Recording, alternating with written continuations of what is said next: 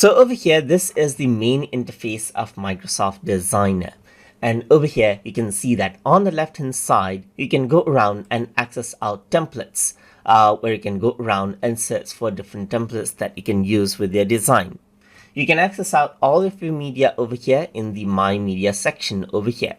Then you can go around on the visual section to access out different visuals for your particular designs. You can go around and access out text to get around text settings, and then you can also work around with your brand kits over here to set certain color scheme for your brand. Over here on the top, you can see that this is an unsaved design, and you can go around and rename this out right here, resize it, or duplicate it out right here. So you got those options over here. On the top, you got the zoom in option right here, where you can zoom in and zoom out, as you can see. And apart from that, you got the undo and new redo option over here.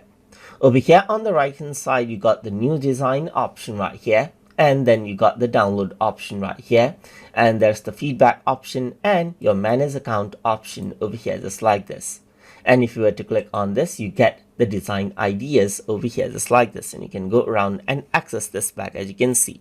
Let me just go around and click on blank design to get back onto the main design area, just like this. And this is the interface that we work with Microsoft Designer to design out different elements. And in this tutorial series, we're going to explore the major features in this particular interface so that you can go around and design your contents quite easily. So I hope you guys learned something as always. And as always, please like, comment, share, and subscribe.